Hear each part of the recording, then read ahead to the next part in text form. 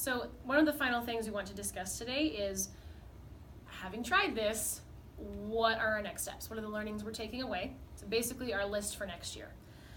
One of the big things that I realized in Voice and Choice is I have to have self-assessment and teach explicit self-assessment and resource use from moment one in the classroom.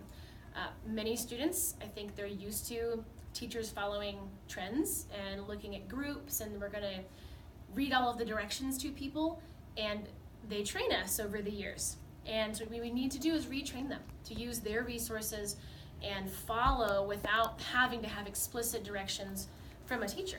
I had a student ask me, well, during Voice and Choice, what's the point of a teacher? I had to think about that. So I think I need to be very explicit in the beginning of the year. A teacher is not someone who's going to give you all of the answers and is the knowledge holder in the room. The teacher is the coach to help you meet your potential and to help you figure out yourself as a student and as a learner and as a person. I am not the person that is going to find all of your mistakes and errors. I'm the person that will help you to notice them yourself. And I think that's a big mental shift for many kids. And it makes some kids very nervous. It makes some kids scared. It makes some kids even angry that we're taking the responsibility almost out of the teacher's hands and putting it in theirs. So just giving them the confidence and the skills to know that there is going to be a major shift. And there are going to be things that are different about their school year because they do need to own it and truly own it. Not just, my teacher gave me this grade, it's where am I as a person and what are my goals and am I getting there? And how can my teacher help me along the way? So I think just the role of the teacher is something that needs to be redefined for students when you're in Voice and Choice. And when you're really, truly, especially in a performance-based learning system, and it's personalized learning all day, every day, they need to know our role and their role, and the parent's role as well.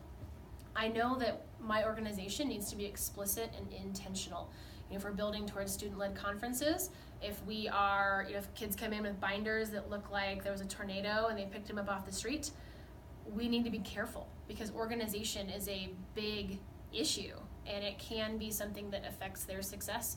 So I really want to make time for and teach them how to monitor their paperwork and their success and their behaviors and really focus on the organization of those steps.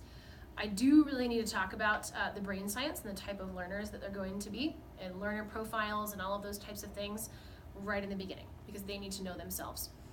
And I wanted to have a consistent comparison.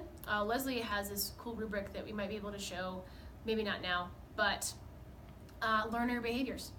Are you advocating for yourself? Are you using your resources? And use that same checkpoint bi-weekly, maybe even weekly if necessary. Reflect on your behaviors and have a consistent data point that they can refer to throughout the year to really see, am I progressing? Am I getting better? Not just, can I write a complete sentence, but do I know myself? So those are some things I really wanted to start with in the beginning of the year. And we talked quite a bit about making reflection the biggest, most important thing that they need to focus on. Like, a paper is great, a presentation is wonderful, a speech is amazing, but what did you learn? That's going to be the task. That's going to be the application piece that will be valued, if not more than everything else.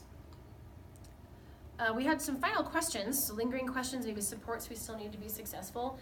One of the questions that I had is, how can true Voice and Choice work with a student-teacher ratio of 1 to 30 or 1 to 25? When we have personalized learning, it seems like time is our enemy, but we're not gaining time. So trying to figure out with the student-teacher ratio that is as high as it is, how do we truly personalize and give kids those skills they need with our current schedule? I don't know if we can. So that I know some schedule Jenga and different schools are going to have to be very, very flexible, allowing teachers to make the changes they need. And one thing I was also interested in is how we're going to help parents to adapt to and support and really be on board with the new role that teachers are going to be taking in education.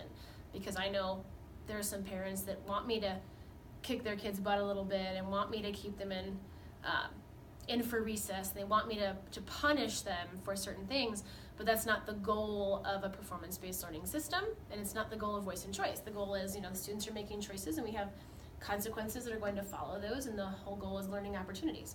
So trying to decide how do we best communicate our role and all of our roles in this process, so parents do not feel bombarded, or they don't feel left out of an important learning system, because this is pretty different. I know many schools have had voice and choice along the years, but this is I think it's a very radical change. And so it's more of the let them fail forward.